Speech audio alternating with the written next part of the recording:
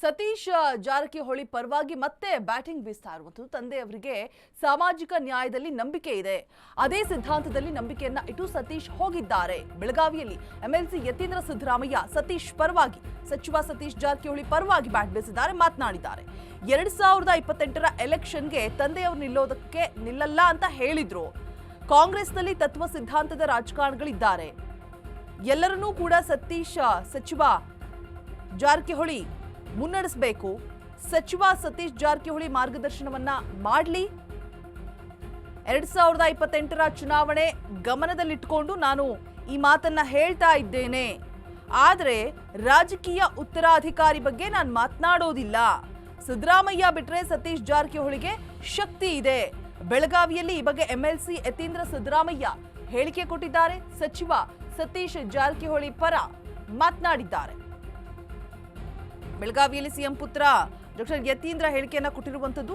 ತಂದೆಯವರು ಸಾಮಾಜಿಕ ನ್ಯಾಯದಲ್ಲಿ ನಂಬಿಕೆಯನ್ನ ಇಟ್ಕೊಂಡಂತವರು, ಅದೇ ಸಿದ್ಧಾಂತದಲ್ಲಿ ಸತೀಶ್ ಜಾರಕಿಹೊಳಿ ಅವರು ಕೂಡ ನಂಬಿಕೆಯನ್ನ ಇಟ್ಕೊಂಡಿದ್ದಾರೆ. ಬೆಳಗಾವಿಯಲ್ಲಿ ಎಂಎಲ್ಸಿ ಯತೀಂದ್ರ ಸಿದ್ದರಾಮಯ್ಯ ಹೇಳಿರುವಂತದ್ದು. 2028ರ ಎಲೆಕ್ಷನ್ಗೆ ತಂದೆಯವರು ನಿಲ್ಲಲ್ಲ ಅಂತ ಹೇಳಿದ್ರು. ಕಾಂಗ್ರೆಸ್ನಲ್ಲಿ ತತ್ವ ಸಿದ್ಧಾಂತದ ರಾಜಕಾರಣಿಗಳು ಇದ್ದಾರೆ. 2028ರ ನಂತರ ಆ ರೀತಿ ಲೀಡ್ ಮಾಡೋರು ಬೇಕು. ಸೈದ್ಧಾಂತಿಕ ರಾಜಕಾರಣ ಮಾಡೋದ್ರಲ್ಲಿ ಸತೀಶ್ ಜಾರಕಿಹೊಳಿ ಕೂಡ ಒಬ್ಬರಾಗಿರ್ತಾರೆ.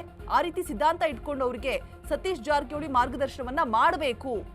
ಕೊನೆ ದಿನ ಅಂದ್ರೆ ನಾಳೆಯೇ ಕೊನೆ ದಿನ ಆಗೋದಿಲ್ಲ. 2028ನ ಗಮನದಲ್ಲಿ ಇಟ್ಕೊಂಡು ನಾನು ಈ ಮಾತನ್ನ ಹೇಳ್ತಿದ್ದೇನೆ ಅಂತ ಹೇಳ್ಬಿಟ್ಟು ಯತೀಂದ್ರ ಸಿದ್ದರಾಮಯ್ಯ ಹೇಳಿದ್ದಾರೆ. ರಾಜಕೀಯ ಉತ್ತರಾಧಿಕಾರಿ ಬಗ್ಗೆ ಮಾತನಾಡೋದಿಲ್ಲ, ಆದ್ರೆ ಈ ರೀತಿ ಸೈದ್ಧಾಂತಿಕವಾಗಿ ರಾಜಕಾರಣ ಮಾಡೋರನ್ನ ಲೀಡ್ ಮಾಡಲಿ ಅನ್ನೋ ಉದ್ದೇಶವನ್ನ ಇಟ್ಕೊಂಡು ನಾನು ಮಾತನಾಡ್ತಿದ್ದೇನೆ ಅಂತ ಹೇಳ್ತಿದ್ದಾರೆ. ತಂದೆಯವರು ಯಾವಾಗಲೂ ಕೂಡ ಸಾಮಾಜಿಕ ನ್ಯಾಯದಲ್ಲಿ ನಂಬಿಕೆ ಇಟ್ಕೊಂಡಿರೋಂಥವ್ರು, ಕಾಂಗ್ರೆಸ್ ಜಾತ್ಯತೀತ ಸಿದ್ಧಾಂತ ನಂಬಿಕೆ ಇಟ್ಕೊಂಡಿರೋರು. ಅದೇ ಸಿದ್ಧಾಂತಗಳಲ್ಲಿ ಸತೀಶ್ ಜಾರಕಿಹೊಳಿ ಕೂಡ ನಂಬಿಕೆ ಇಟ್ಕೊಂಡು ಅದೇ ಪ್ರಕಾರ ನಡ್ಕೊಂಡು ಹೋಗ್ತಿರೋರು. 2028 ಆದ್ಮೇಲೆ ಚುನಾವಣೆಗೆ ತಂದೆಯವ್ರು ನಿಂತ್ಕೊಳ್ಳಲ್ಲ ಅಂತ ಹೇಳಿದ್ದಾರೆ. ಸೊ ಅದಾದ್ಮೇಲೆ ಆ ಕಾಂಗ್ರೆಸ್ ಸಿದ್ಧಾಂತನ ಇಟ್ಕೊಂಡು, ಜಾತ್ಯತೀತ ಸಿದ್ಧಾಂತ ಇಟ್ಕೊಂಡು ಎಷ್ಟೊಂದು ಜನ ರಾಜಕಾರಣಿಗಳು ಇದ್ದಾರೆ ನಮ್ಮ ಪಕ್ಷದಲ್ಲಿ, ಬಹಳಷ್ಟು ಯುವ ರಾಜಕಾರಣಿಗಳಿದ್ದಾರೆ. ಸೊ ಅವ್ರನ್ನೆಲ್ಲ ಅವ್ರು ಲೀಡ್ ಮಾಡ್ಲಿ, ಅವ್ರಿಗೆಲ್ಲರೂ ಮಾರ್ಗದರ್ಶನ ಕೊಡ್ಲಿ ಅಂತ ಅಷ್ಟೇ ನಾನು ಯಾಕೆ ಹೇಳಿದೆ ಅಂತಂದ್ರೆ ಅವರು ಕೂಡ ಅದೇ ಸಿದ್ಧಾಂತಗಳ ನಂಬಿಕೆ ಇಟ್ಕೊಂಡಿರೋರು. ಸೊ ಆ ರೀತಿ ಆ ತರ ಜಾತ್ಯತೀತ ಸಿದ್ಧಾಂತ, ಸಾಮಾಜಿಕ ನ್ಯಾಯ ಸಿದ್ಧಾಂತ ಇದ್ರೊಂದು ನಂಬಿಕೆ ಇಟ್ಕೊಂಡು ಬೇಕಾದಷ್ಟು ಜನ ಲೀಡರ್ಗಳು ಇದ್ದಾರೆ. ತಂದೆಯವರು ಈಗ ಅವ್ರನ್ನೆಲ್ಲ ಲೀಡ್ ಮಾಡ್ತಾ ಇದ್ದಾರೆ. 2028 ಆದ್ಮೇಲೂ ಮತ್ತೆ ಅದೇ ರೀತಿ ಲೀಡ್ ಮಾಡ್ತಾರೆ ಇಲ್ವೋ ಗೊತ್ತಿಲ್ಲ. ಸೊ ಹಾಗಾಗಿ 2028 ಮೇಲೂ ಕೂಡ ನಮ್ಗೆ ಆ ರೀತಿ ಲೀಡ್ ಮಾಡೋರು ಬೇಕು, ಆ ಸೈದ್ಧಾಂತಿಕವಾಗಿ ರಾಜಕಾರಣ ಮಾಡುವಂತವ್ರು ಬೇಕು. ಅಂತ ನಾಯಕರಲ್ಲಿ ಸತೀಶ್ ಜಾರಕಿಹೊಳಿ ಸಾಹೇಬರು ಕೂಡ ಒಬ್ಬರು. ಸೊ ಹಾಗಾಗಿ ಆ ತರ ಯಾರ್ಯಾರು ಆ ಸಿದ್ಧಾಂತದ ನಂಬಿಕೆ ಇಟ್ಕೊಂಡಿದ್ದಾರೆ ಎಲ್ಲ ರಾಜಕಾರಣಿಗಳು ನಾವು ಮಾರ್ಗದರ್ಶನ ಮಾಡಿ ಕೊನೆ ದಿನಗಳಿಂದ 2028ರ ಗಮನದಲ್ಲಿ ಇಟ್ಕೊಂಡು ನಾನು ಹೇಳಿದ್ದು ಕೊನೆ ದಿನ ಅಂತಂದ್ರೆ ನಾಳೆ ಕೊನೆ ದಿನ. ಕಾಂಗ್ರೆಸ್ ಸಿದ್ಧಾಂತ ಅಂದ್ರೆ ಜಾತಿ ಸಿದ್ಧಾಂತ, ಪ್ರಗತಿಪರವಾದಂತ ಸಿದ್ಧಾಂತ, ಸಾಮಾಜಿಕ ನ್ಯಾಯ ಸಿದ್ಧಾಂತ. ಸೊ ಆ ಸಿದ್ಧಾಂತದ ನಂಬಿಕೆ ಇಟ್ಕೊಂಡಿರೋರಿಗೆ ಇವ್ರು ಲೀಡ್ ಮಾಡ್ಲಿ ಅಂತ ನಾನು ರಾಜಕೀಯ ಉತ್ತರಾಧಿಕಾರಿ ಬಗ್ಗೆ ಮಾತನಾಡಿಲ್ಲ ಅಂತ ಹೇಳಿದ್ದು. ಸೈದ್ಧಾಂತಿಕವಾಗಿ ರಾಜಕಾರಣ ಮಾಡೋರಿಗೆ ಅವ್ರು ಲೀಡ್ ಮಾಡ್ಲಿ, ಯಾಕಂದ್ರೆ ಅವರು ಕೂಡ ಒಬ್ಬ ಸೈದ್ಧಾಂತಿಕ ರಾಜಕಾರಣಿ. ಸೊ ಅಂತವ್ರನ್ನ ಅವ್ರು ಲೀಡ್ ಮಾಡ್ಲಿ. ಕಾಂಗ್ರೆಸ್ ಪಕ್ಷದ ಸಿದ್ಧಾಂತನೇ ಜಾತ್ಯತೀತ ಸಿದ್ಧಾಂತ. ಬಟ್ ನಿಜವಾಗ್ಲೂ ಆ ಸಿದ್ಧಾಂತಕ್ಕೆ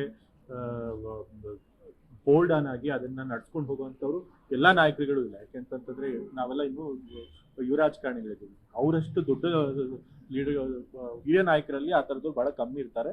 ಸೊ ಅಂತವ್ರು ಲೀಡ್ ಮಾಡ್ಲಿ ಎಲ್ಲಾನು ಕೂಡ ಅಂತ ಹೇಳ್ತಾರೆ.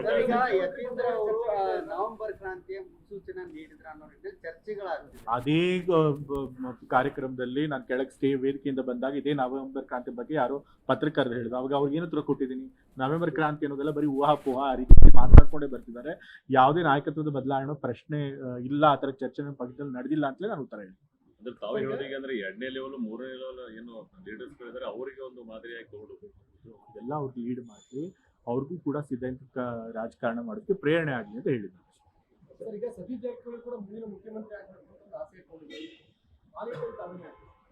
ಆ ಥರ ಬಹಳಷ್ಟು ಲೀಡರ್ಗಳು ನಮ್ಮಲ್ಲಿ ಇದ್ದಾರೆ.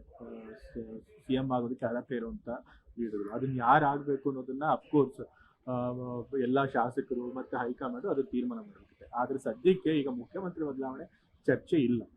ಸರಿ, ಸಿದ್ದರಾಮಯ್ಯ ಅವರನ್ನು ಹೊರತುಪಡಿಸಿದ್ರೆ ಅವರ ಸ್ಥಾನ ತುಂಬುವ ಶಕ್ತಿ ಸತೀಶ್ ಜಾರಕಿಹೊಳಿ ಅವರಿಗೆ ಇದೆಯಾ? ಖಂಡಿತ ಇದೆ.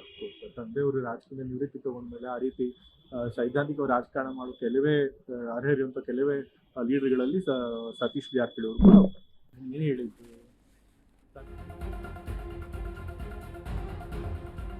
ಇನ್ನು ಸಿದ್ದರಾಮಯ್ಯ ಉತ್ತರಾಧಿಕಾರಿ ಸತೀಶ್ ಜಾರಕಿಹೊಳಿ ಏನಾಗಿದ್ರೆ ಯತೀಂದ್ರ ಸ್ಫೋಟಕ ಹೇಳಿಕೆಯನ್ನ ಕೊಟ್ಟಿರುವಂಥದ್ದು. ಡಿಕೆಶಿ ಬಣದಲ್ಲಿ ಕಂಪನವನ್ನ ಮೂಡಿಸಿದೆ ಈ ಒಂದು ಹೇಳಿಕೆ. ಸಿದ್ದರಾಮಯ್ಯ ಅತ್ಯಾಪ್ತನಿಗೆ ಒಲಿಯತ್ತ ಅದೃಷ್ಟ ಅನ್ನುವಂತಹ ಅನುಮಾನ, ಪ್ರಶ್ನೆ, ಶಂಕೆ ಮೂಡ್ತಾ ಇದೆ. ಡಿಕೆಶಿ ಟೆಂಪಲ್ ರನ್ ಮಧ್ಯೆ ಯತೀಂದ್ರ ಹೊಸ ಬಾಂಬ್ ಸಿಡಿಸಿದ್ದಾರೆ. ಸಿಎಂ ಚೇಂಜ್ ಅಂತ ಬಂದ್ರೆ ಅಹಿಂದ ಅಸ್ತ್ರವನ್ನ ಪ್ರಯೋಗ ಏನಾದ್ರೂ ಮಾಡ್ತಾರಾ?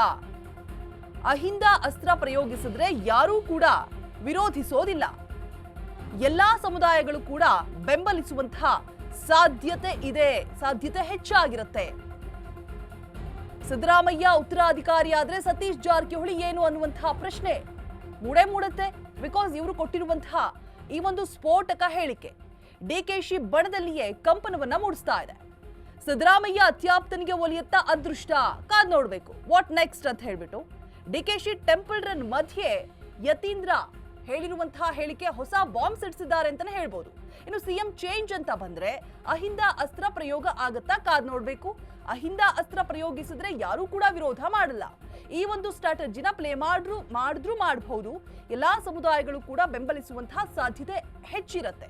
ಅಹಿಂದ ಅಸ್ತ್ರವನ್ನ ಪ್ರಯೋಗಿಸಿದ್ರೆ ಯಾರು ಕೂಡ ವಿರೋಧ ಮಾಡಲ್ಲ ಅನ್ನುವಂತಹ ಸ್ಟ್ರಾಟಜಿನ ಪ್ಲೇ ಮಾಡಬಹುದು ಅಂತ ಹೇಳಲಾಗ್ತಾ ಇದೆ ಕೂಡ.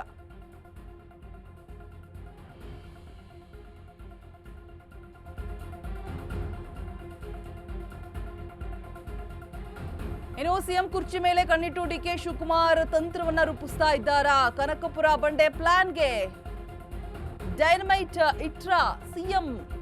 ಈ ಬಾರಿ ಅಧಿಕಾರದ ಸಂದರ್ಭದಲ್ಲಿ ಡಿಕೆಶಿಗೆ ಸಿಗೋದಿಲ್ವಾ ಸಿಎಂ ಪಟ್ಟ? ಡಿಕೆಶಿ ತಂತ್ರಕ್ಕೆ ಪ್ರತಿ ತಂತ್ರವನ್ನ ಹೂಡಿದ್ರ ಸಿದ್ದರಾಮಯ್ಯ ಅನ್ನುವಂತಹ ಶಂಕೆ ಮೂಡ್ತಾ ಇದೆ. ಆಕಾಂಕ್ಷಿಗಳು ಹೆಚ್ಚಾದಷ್ಟು ಹೈಕಮಾಂಡ್ಗೆ ಬಹುದೊಡ್ಡ ಟೆನ್ಷನ್ ಆಗುತ್ತೆ ಅಂತ ಹೇಳಿದ್ರೆ ನಿಜಕ್ಕೂ ತಪ್ಪಾಗೋದಿಲ್ಲ. ಸಿದ್ದರಾಮಯ್ಯ ಉತ್ತರಾಧಿಕಾರಿಯಾದ್ರ ಸತೀಶ್ ಜಾರಕಿಹೊಳಿ ಏನ್ ಹಾಗಿದ್ರೆ ಡಿಕೆ ಶಿವಕುಮಾರ್ಗೆ ಮತ್ತೊಮ್ಮೆ ಕೌಂಟರ್ ಕೊಡೋಕೆ ಈ ರೀತಿ ಹೇಳಿಕೆಯನ್ನ ನೀಡ್ತಾ ಇದ್ದಾರಾ? ಮುಂದೆ ಸಿದ್ದರಾಮಯ್ಯ ಸ್ಥಾನವನ್ನ ನಿಭಾಯಿಸುವುದು ಸತೀಶ್ ಜಾರಕಿಹೊಳಿ ಆಗಿರ್ತಾರೆ. ಈ ರೀತಿಯಾದಂತಹ ಮಾತುಗಳು ಒಂದ್ ಕಡೆಯಾದ್ರೆ ಹೊಸ ಬಾಂಬ್ ಅನ್ನೇ ಸಿಡಿಸ್ತಾ ಇದ್ದಾರೆ, ಸ್ಫೋಟಕ ಹೇಳಿಕೆಯನ್ನ ಕೊಡ್ತಾ ಇದ್ದಾರೆ. ಯತೀಂದ್ರ ಹೇಳಿರುವಂತಹ ಹೇಳಿಕೆ ಡಿಕೆ ದೇವಸ್ಥಾನ ಸಂಕಲ್ಪದ ಬೆನ್ನಲ್ಲೇ ಕಿಡಿ ಹೊತ್ತಿಸ್ತಾ ಇದ್ದಾರೆ ಯತೀಂದ್ರ ಸಿದ್ದರಾಮಯ್ಯ. ಡಿಕೆ ಹಣಿಯೋದಕ್ಕೆ ಅಹಿಂದ ಅಸ್ತ್ರ ಏನಾದ್ರೂ ಪ್ರಯೋಗವಾಗುತ್ತಾ? ಸಿಎಂ ಬದಲಾವಣೆ ಅಂತ ಬಂದ್ರೆ ಅಹಿಂದ ಅಸ್ತ್ರ ಪ್ರಯೋಗವಾಯ್ತಾ? ಅಹಿಂದ ಅಸ್ತ್ರ ಪ್ರಯೋಗವಾದ್ರೆ ಯಾರು ಕೂಡ ವಿರೋಧ ಮಾಡೋದಿಲ್ವಾ? ಅಹಿಂದ ಅಂತ ಬಂದಾಗ ಎಲ್ಲಾ ಸಮುದಾಯಗಳು ಕೂಡ ಒಟ್ಟುಗೂಡುತ್ತೆ ಅನ್ನುವಂತಹ ತಂತ್ರ ಹಿಡಿತಾ ಇದ್ದಾರಾ? ಈ ಬಗ್ಗೆ ಹೆಚ್ಚಿನ ಡೀಟೇಲ್ಸ್ ಅನ್ನ ಕೊಡೋದಕ್ಕೆ ನಮ್ಮ ಪ್ರತಿನಿಧಿ ದೀಪಾ ಕುವಾಡ ದೂರವಾಣಿ ಸಂಪರ್ಕದಲ್ಲಿ ಜಾಯಿನ್ ಆಗ್ತಾ ಇದ್ದಾರೆ. ದೀಪಾ, ಸದ್ದಿಲ್ಲದೆ ಡಿಕೆ ನಡೆಸ್ತಾ ಇರುವಂತಹ ತಂತ್ರಕ್ಕೆ ಪ್ರತಿತಂತ್ರವನ್ನ ಹೂಡ್ತಾ ಇದ್ದಾರಾ ಸಿದ್ದರಾಮಯ್ಯ ಅಂತ ಹೇಳ್ಬಿಟ್ಟು? ಬಿಕಾಸ್ ಕೊಟ್ಟಿರುವಂತಹ ಹೇಳಿಕೆ ಸಾಕಷ್ಟು ಚರ್ಚೆಗೆ ಗ್ರಾಸ ಆಗ್ತಾ ಇದೆ. ದೀಪಾ, ರೋಜಾ, ನಿನ್ನೆ ಯತೀಂದ್ರ ಸಿದ್ದರಾಮಯ್ಯ ನೀಡಿದಂತಹ ಒಂದು ಹೇಳಿಕೆ ರಾಜ್ಯ ರಾಜಕಾರಣದಲ್ಲಿ ಹೊಸ ಸಂಚಲನವನ್ನ ಮೂಡಿಸಿದೆ. ಅಲ್ಲೂ 2-3 ವಿಚಾರಗಳು ಸದ್ಯಕ್ಕೆ ಚರ್ಚೆಗೆ ಬರ್ತಾ ಇರುವಂತಹದ್ದು. ಒಂದು, ಮುಂಬರುವಂತಹ ಚುನಾವಣೆಯಲ್ಲಿ ಎಲ್ಲಾ ವರ್ಗಗಳನ್ನ ಒಟ್ಟುಗೂಡಿಸ್ಬೇಕು ಅಂತಂದ್ರೆ ಸ್ಪೆಷಲಿ ಈ ST ಸಮುದಾಯವನ್ನ ಮೊದಲು ನಮ್ಮ ಇದಕ್ಕೆ ತರಬೇಕು ಅನ್ನುವಂತಹ ನಿಟ್ಟಿನಲ್ಲೂ ಕೂಡ ಒಂದಿಷ್ಟು ಚರ್ಚೆಗಳಾಗಿತ್ತು. ಹಾಗಾಗಿಯೇ ನಿಮ್ಮ ನಾಯಕ ಸಿಎಂ ಅನ್ನುವಂತಹ ನಿಟ್ಟಿನಲ್ಲಿ ಆ ವೇದಿಕೆ ಮೇಲೆ ಹೇಳಿದ್ರು ಅನ್ನುವಂತ ಮಾತಿದೆ. ಅದರ ಜೊತೆಗೆ ಇತ್ತೀಚೆಗೆ ST ಸಮುದಾಯಕ್ಕೆ ಕುರುಬರನ್ನ ಸೇರಿಸಬೇಕು ಅಂತ ಹೇಳಿದಾಗ ನಯವಾಗಿ ಅದನ್ನ ತಿರಸ್ಕಾರ ಮಾಡಿದ್ದು ಸತೀಶ್ ಜಾರಕಿಹೊಳಿ. ಬೇರೆ ನಾಯಕರುಗಳ ಹತ್ತಿರ ಇದನ್ನ ವಿರೋಧ ಮಾಡಿಸಿದ್ದು ಸತೀಶ್ ಜಾರಕಿಹೊಳಿ ಅನ್ನೋ ಮಾತಿದೆ. ಹಾಗಾಗಿ ಆ ನಿಟ್ಟಿನಲ್ಲಿ ಏನಾದ್ರೂ ಈ ವೇದಿಕೆ ಮೇಲೆ ಅದು ಅವರದ್ದೇ ಆದಂತಹ ಸಮುದಾಯ ಆಗಿದ್ರಿಂದ ಆ ಒಂದು ವಿಚಾರಗಳನ್ನ ಇಟ್ಕೊಂಡು ಯತೀಂದ್ರ ಬಾಯಲ್ಲಿ ಆ ಮಾತು ಬಂತ ಅನ್ನುವಂತಹದ್ದು. ಅದನ್ನು ಹೊರತುಪಡಿಸಿದಂತೆ ಮೇಲ್ನೋಟಕ್ಕೆ ಕಾಣಿಸ್ತಾ ಇರುವಂತಹದ್ದು ಏನು ಡಿಕೆ ಶಿವಕುಮಾರ್ ಅವರನ್ನ ಹಣಿಬೇಕು ಅನ್ನುವಂತಹ ನಿಟ್ಟಿನಲ್ಲಿ ಒಂದಿಷ್ಟು ನಾಯಕರುಗಳು ಪ್ರಯತ್ನ ಆಗಿಂದಾಗ್ಲೇ ಪಡ್ತಾನೆ ಇದ್ದಾರೆ. ಅದರ ಮುಂದುವರೆದ ಭಾಗವ ಇದು ಅನ್ನುವಂತಹದ್ದು ಸಹಜವಾಗಿ ಚರ್ಚೆ ಆಗ್ತಾ ಇದೆ. ಆದ್ರೆ ಅವರ ಈ ಒಂದು ಹೇಳಿಕೆ ಏನಿದೆ ಅದು ದೊಡ್ಡ ಮಟ್ಟಿನ ಜೊತೆಗೆ ಹೈಕಮಾಂಡ್ ನಾಯಕರಿಗೂ ಒಂದ್ ರೀತಿಯಾದಂತಹ ತಲೆಬಿಸಿ ಅಂದ್ರೆ ತಪ್ಪಾಗ್ಲಿಕ್ಕಿಲ್ಲ. ಈಗ ಸದ್ಯಕ್ಕೆ ಅಂದ್ರೆ ಈ ಒಂದು ಸಿಎಂ ಬದಲಾವಣೆ ಅನ್ನುವಂತಹ ಇದರಿಂದ ತಪ್ಪಿಸಿಕೊಳ್ಳೋದಿಕ್ಕೂ ಕೂಡ ಹೈಕಮಾಂಡ್ ನಾಯಕರು ಇಂತಹದ್ದೊಂದು ತಂತ್ರ ಮಾಡಿ Alright. ಬಾಯಲ್ಲಿ ಏಳಿಸಿರಬಹುದು ಅನ್ನುವಂತಹ ಚರ್ಚೆ ಕೂಡ ಇದೆ. ಇದೆಲ್ಲವನ್ನ ಗಮನಿಸ್ತಾ ಹೋದ್ರೆ ಅವರ ಒಂದು ಹೇಳಿಕೆ 10 ಹಲವು ಆಯಾಮಗಳನ್ನ ಸದ್ಯಕ್ಕೆ ಪಡ್ಕೊಳ್ತಿದೆ ರೋಜಾ. ಥ್ಯಾಂಕ್ ಯು ದೀಪಾ ತಮ್ಮೆಲ್ಲ ಡೀಟೇಲ್ಸ್ಗಾಗಿ.